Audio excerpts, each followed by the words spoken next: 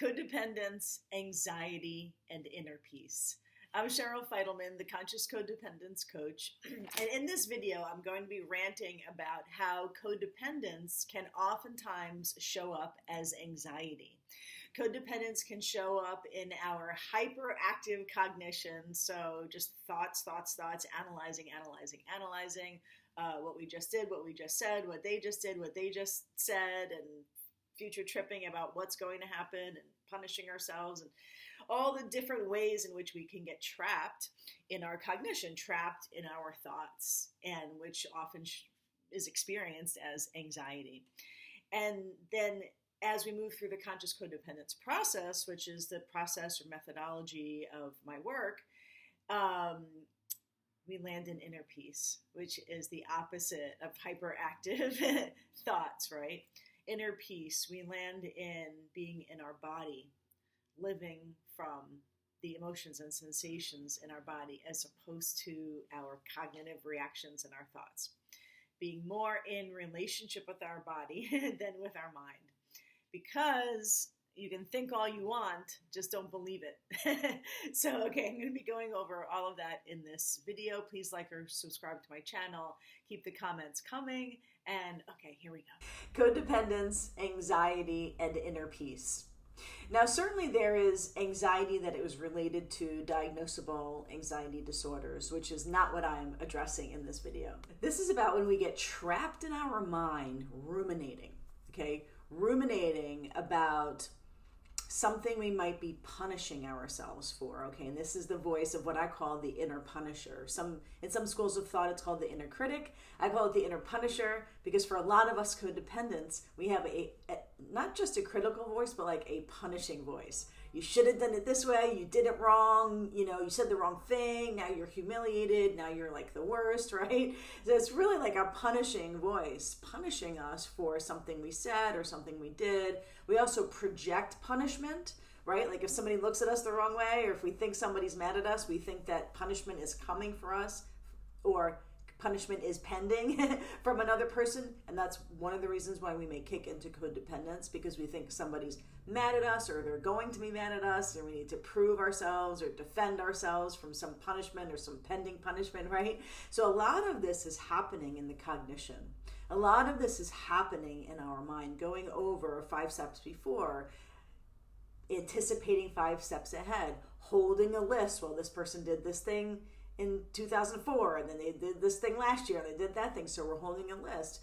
So a lot of this is heavy in the mind, replaying itself, and then also trying to figure itself out like a Rubik's Cube. We get trapped in our mind trying to answer certain questions, trying to like replaying certain scenarios, so that maybe if we replay it, we can get to some satisfaction of feeling safe.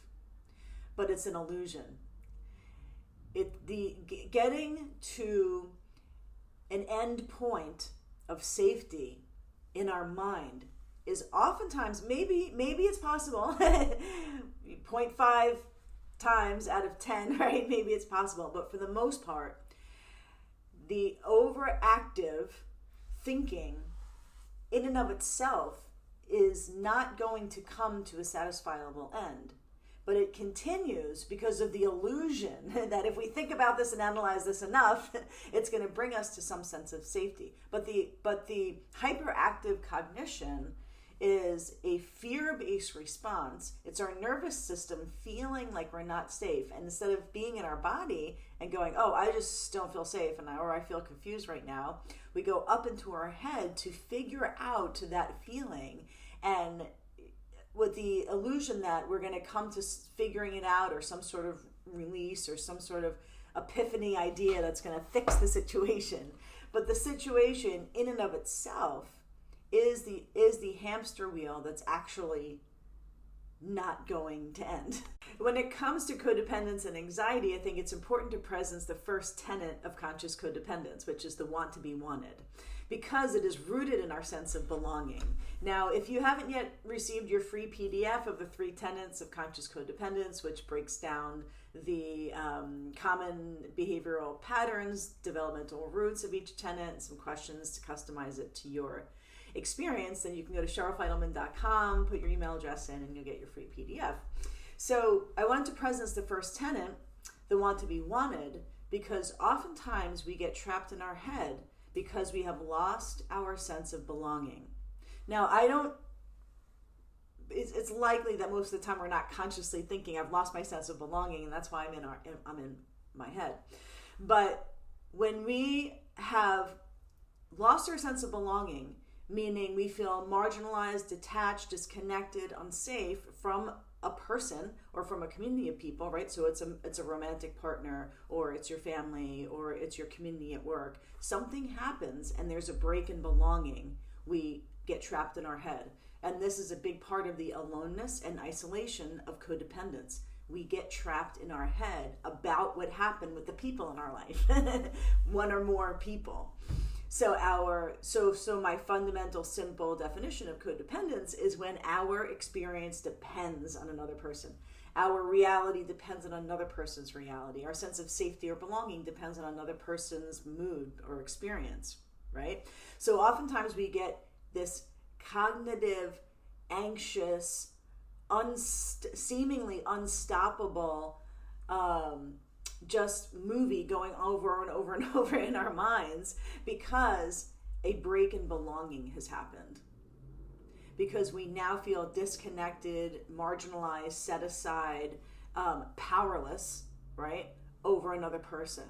Now, we are powerless over other people, which is the beauty of sitting in our independence and sovereignty, which is the antithesis of codependence, when we actually can surrender and feel safe and powerless over other, and our powerlessness over other people. We want to have some power or control is where our powerlessness feels unsafe and it feels a little bit out of control. So oftentimes when our belonging is threatened, then we become uncertain of how we were perceived. And we start thinking of how did they perceive us, and how can I change how I think that they might have perceived us from how I acted, how I behaved. And so we have a lot of anxiety about what we think is going on over there for them. We also may make up or interpret or fantasize about what we think is going on over there for them. And then we start to prove ourselves in our own mind, right? Well, I should have said this and I should have said that. And if I said that, right?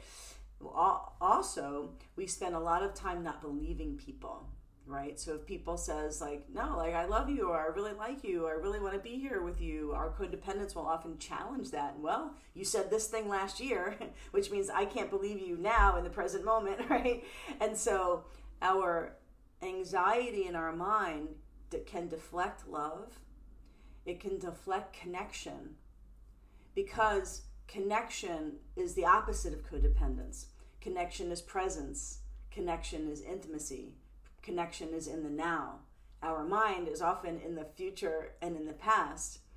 And so when we move through the conscious codependence process and we move our energy into our body, we move our energy into inner peace, then we can fully be present without the mechanisms of our mind getting in the way of connection. And then once we can land in inner peace, we can be in true intimacy. And ultimately, I help high-performing women create healthy relationships and experience inner peace through the conscious codependence process. And ultimately, the healthiest relationship to have is with yourself. And the most intimate relationship to have is with yourself.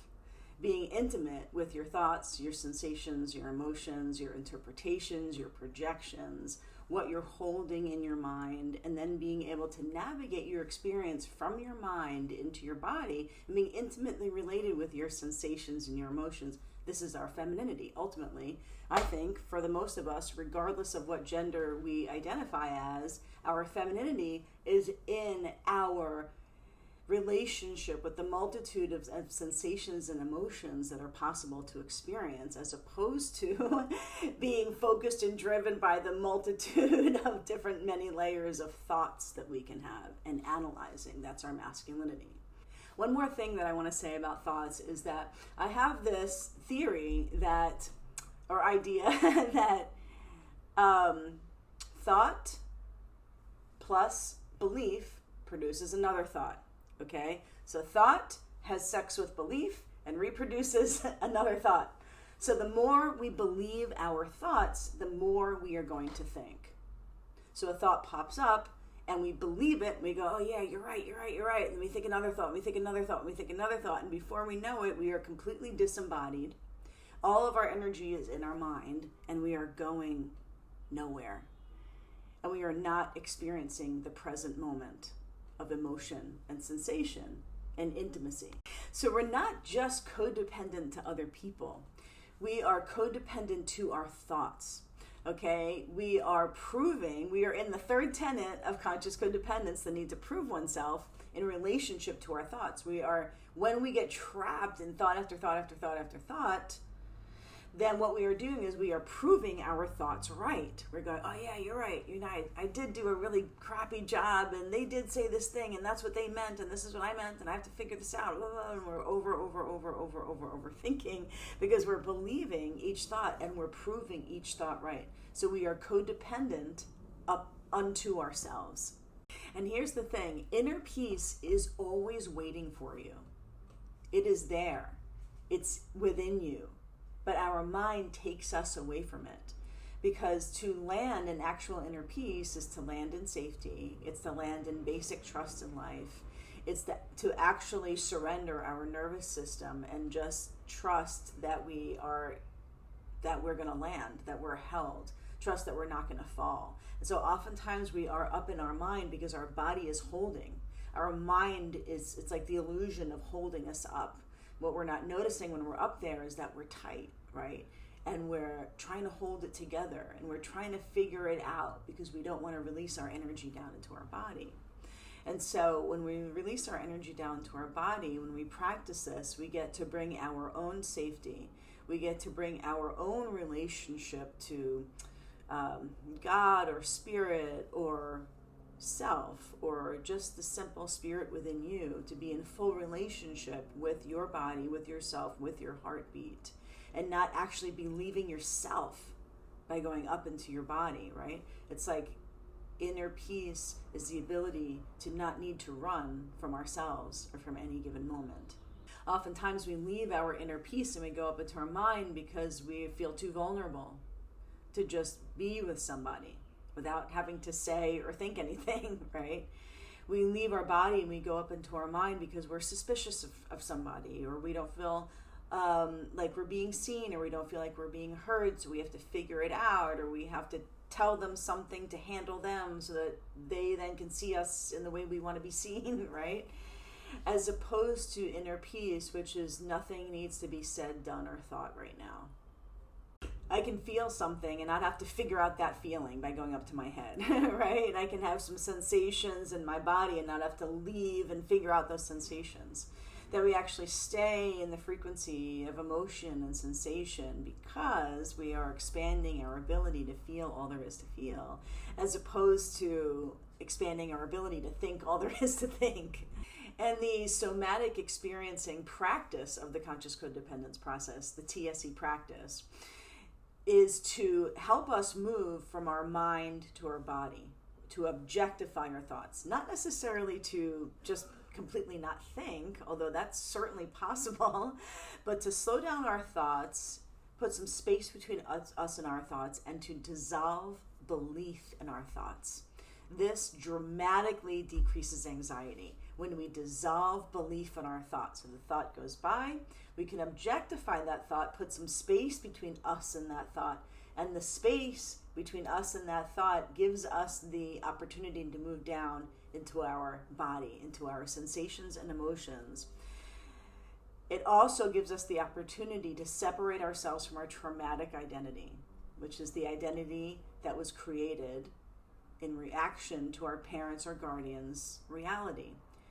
That is where this hyperactive cognition comes up. Most of our thoughts, which I think are 98% disposable, most of our thoughts are coming from our traumatic identity. So it's actually not you. That which is thinking you, it's thinking you, it's not you. But it is moving you like a puppet, is operating you like a puppet. So we want to cut those puppet strings between you and this overactive thoughts. There's a bunch of recordings, a bunch of reactions. Allow it to have its own life, and then move down into your body. This is the conscious codependence process. My intention and the result of my work is that my clients have their own facility. They have agency around navigating their own experience from mind to body at any given moment. All right, thank you so much for listening to my thoughts, theories, and rants. Remember, your relationship with yourself is where it all begins. And yourself is not that which is thinking. All right, happy healing, and life is now.